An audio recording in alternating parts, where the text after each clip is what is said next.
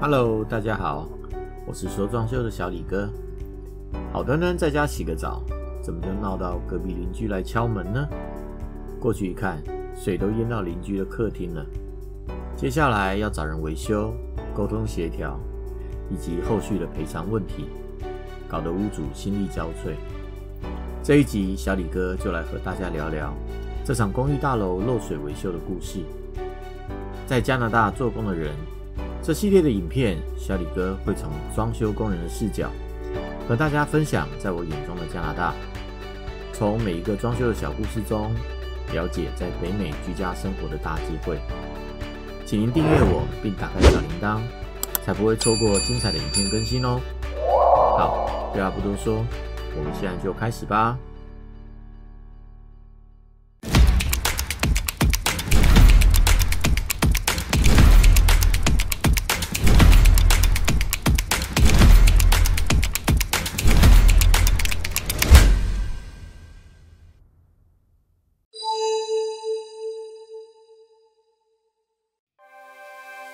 屋主恩君是第一手的住户，自从3年多前建商交屋之后，就一直和另一半住在这一户2房2卫的单位。小两口平时都在主卧的浴室洗澡，客厅旁边的浴室3年来只有偶尔的用一下马桶，浴缸则是完全没有开张过。2023年的新年，随着疫情的解封，远在中国的母亲终于有机会来温哥华探望恩君，客厅的浴室也迎来了第一次的解封。第一天就出事了，澡还没洗完，邻居的客厅就淹大水了。很快的，大楼的 Strada 就带着水工来了，在墙上打了几个洞之后，并没有发现确定的漏水原因，自然也没有做任何有效的处理。当下只是发现了好像浴缸不用，水就不会继续漏。因为没有立即性的伤害，在留下一份近1000元的账单之后，水工就离开了。恩君自然是被 Strada 要求要对漏水事件负责。之后，恩君也找了几位的水工，每次就是200-300刀的检查费。但直到小李哥看到惨案现场的时候，除了墙上的洞，还有浴缸周围丑陋的十字控之外，没有任何进展。浴缸还是一开水就漏。好，故事的主线，我们在这里先暂停一下。大家一定有个疑问，水管工不是专业人员吗？怎么就找不到漏水点呢？在加拿大，水管工负责的就是接管，未必有房屋结构的相关经验。有时就算在墙壁上开了很多洞，也不一定能找到管路的走向。像这种公寓大楼，一层有这么多住户，没有建筑图，该怎么找呢？你一定会想问，第一位水工不是大楼的管理员找的吗？怎么就没有建筑图呢？这个锅也不能给 Strada 来背啦。建筑图原则上只保留在市政府和建商那里。这个楼已经交屋3年多了，要找建商要图是指望不上的。而且在温哥华，如果要找市政府申请任何的文件，就是4个字：望穿秋水。其实这种不明原因的漏水，先找水工并不是最好的做法。比较聪明的方法是先关水阀，再联系有改建浴室经验的装修公司，请 contractor 或是 project manager 先来看看。熟悉房屋整体结构的人会比较容易找到病因。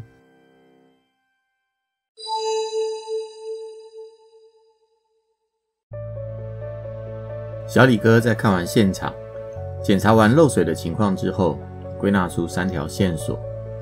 第一，打开浴缸水龙头的时候才会漏水，不用的时候完全不漏水。根据这一点，就可以排除进水管破裂的可能。第二，水是漏到同层隔壁的客厅，楼下单位的天花板却没有漏水。水没有向下漏，我们基本上可以排除浴缸的排水口，或是下方的排水管漏水。因为如果是排水系统漏水，正下方的单位一定是第一个遭殃的。第三，我从已经打开的墙洞去寻找漏水点，虽然没办法看到哪个地方有问题，但是我发现当我打开浴缸水龙头的时候，水是从较上方滴下来的。看到这里，基本上我就确定原因了，这一定是淋浴系统发生问题，在用水的时候水流通过造成漏水。但是很不幸的，这个单位的浴室背面是这层大楼的电器房，我们唯一检修淋浴系统的方法就只剩下正面敲砖了。在定下维修方案之后，我们还要先申请Strada的双修许可才能开工。在温哥华住公寓，如果您要做装修或是维修，大多是要提出申请的。在您确定装修方案之后，由屋主方递交申请，有时还可能要缴一点保证金。装修公司也要提交大楼指定的资格文件，一般大约是要等2周左右吧，你就可以取得装修许可。这里有2点要特别提醒您。第一，在加拿大公寓内施工，大概只有油漆不必申请，其他都一定要申请通过了才能施工，不然除了会被勒令停工，还会有高额罚款哦。第二，每个公寓要求的文件都不同，也不是每一个装修团队都能符合公寓的施工资格。说实在话，可能有1半以上都不符合吧。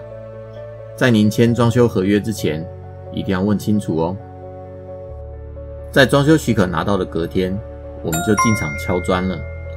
说实在话，这种漏水的维修，我也很急着想要确定哪里漏水。这种高层公寓下方可是10几户，水管一个心情不好大爆发，后果真是难以想象。砖墙一打开，我就找到漏水点了，果然是淋浴阀系统故障。之前安装这个淋浴阀的水工大哥大力出奇迹，把直角弯头就这样拧爆了，一开水就会滴水，尤其是使用淋浴造成水压增加的时候，根本就是用喷的。话说回来，要换这个弯头也非得开墙不可。说到底，这砖敲得一点也不冤啊。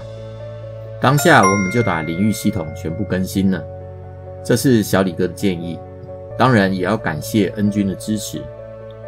既然砖墙都已经打开了，淋浴阀与其局部维修，还不如整组换掉，确保以后万无一失。漏水维修的项目，我都不会马上的封板，我会放个1-2天，反复观察一下，一定要确定所有的漏水问题都已经修好了，再进行下一步。故事说到这边，大家发现了吗？这个漏水的弯头应该是在建商安装时就拧爆的吧？不能请建商赔吗？在这场 case 当中，还真不太可能请建商赔。在 BC 省，公寓大楼是有强制 warranty 的，头1年是什么都保，第2年是保水路电路，前5年是保整个外墙防水，前10年是保整个墙体结构。关键重点来了，如果屋主在交房的2年内，浴缸如果发生了漏水，这就没有屋主什么事了，建商是必须全责修复的。这个漏水的裂痕肯定是一开始就有，坏就是坏在这3年来，恩君完全没有使用过这个浴缸。这就是小李哥不断强调的，新屋要做压力测试。无论是买到新房还是重新装修房子，在您收到房后，请您尽量去使用房子的各项功能，在保护期内提早发现问题，提早处理好。在这片土地，发现问题、反映问题是自己的责任，在日常生活中也是一样的原则，凡事要自己多体会、多发现，主动反应，主动沟通。如果什么都要等别人告诉你，期待别人帮你服务好，这样的生活态度，恐怕您会在生活当中吃不少亏。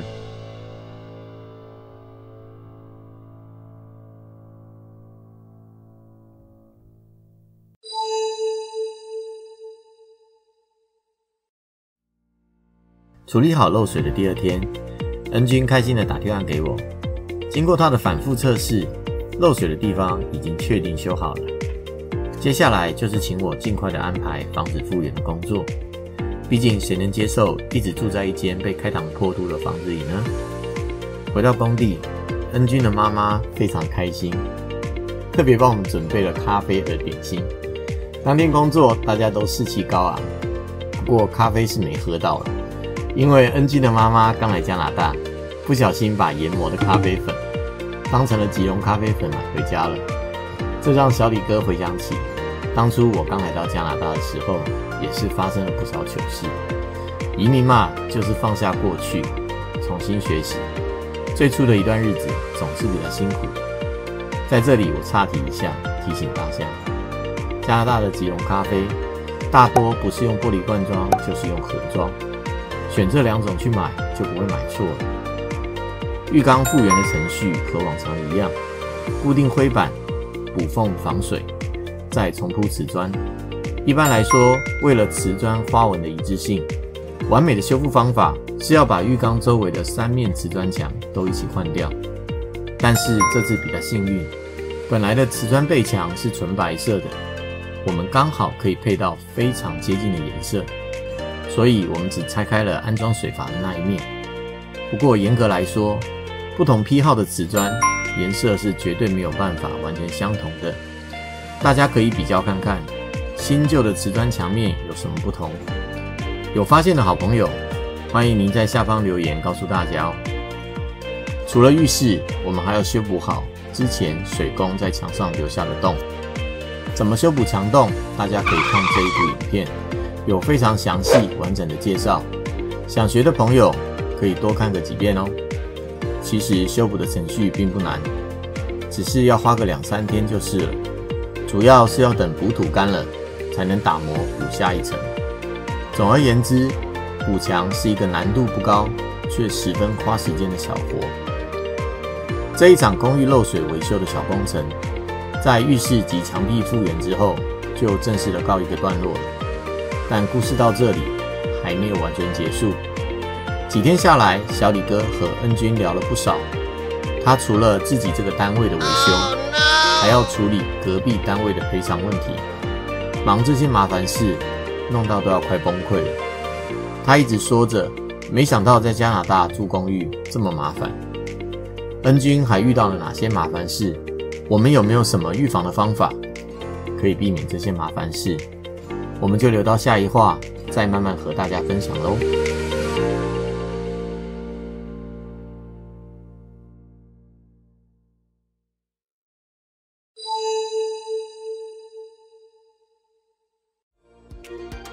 我们先简单的从法律责任的关系来看看这次的赔偿责任。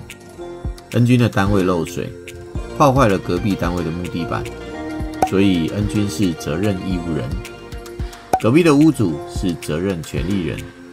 说白话，就是恩君只要负责赔偿隔壁的屋主就好了。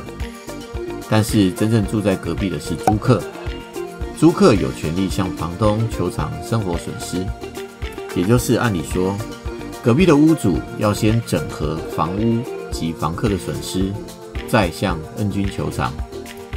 但是隔壁的屋主远在中国，而且又正好在漏水发生的前几天过世了，一下子他的房客也不知道找谁处理，只能透过租房经纪向大楼的 Strada 施压。Strada 也只能给恩君压力，希望恩君出面处理。恩君一来是出于同胞情谊，二来也是迫于无奈，只好自己出面和邻居租客沟通。但是邻居租客赔偿漫天要价，恩君既没有议价的立场，也当然没有议价的权利。这场的协商是注定要失败的。租客主要的索赔的理由是泡过水的地板可能会发霉，影响健康。木地板只要1天不修好，赔偿的成本就会一天一天的增加。本来恩君和隔壁屋主的家人商量好，要先把泡水的地板换掉来止损，但租客也用影响居住权利为理由，拒绝恩君直接联络他，也拒绝师傅入屋施工。故事说到这边，我们先来看看，在温哥华住公寓，如果遇到这种事，比较正确的处理步骤。我们先假设房屋已经过建商保固了，在意外发生的时候，您第一个要联络的是大楼的 Strata， 优先紧急处理，减少伤害。再来，你要联络保险公司。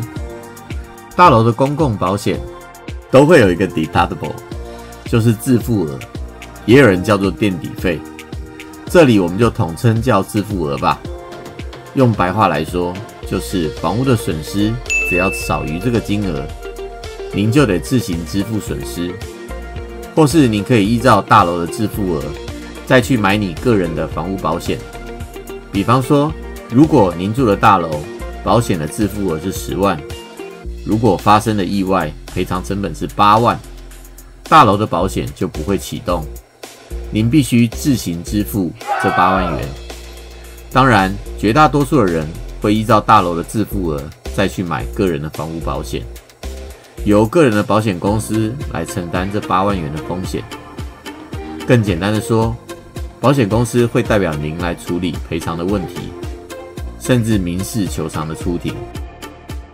像这种漏水的案子，保险公司会安排一笔款项用来支付住户暂时搬家以及租房相关的费用。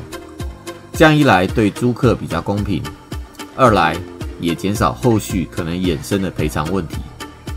住户搬家之后，保险公司会安排维修的估价，您可以交给他们维修，也可以请保险公司直接理赔金钱，自己找施工队来维修。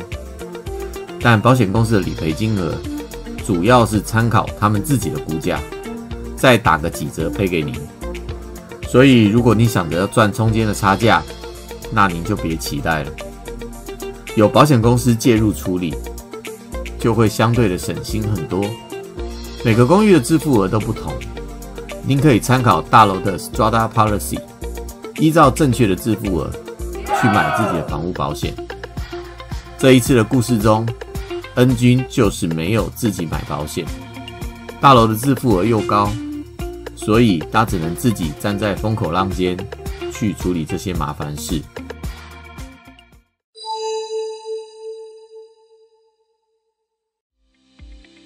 最后帮大家画一下重点，帮助您避免发生类似的事情。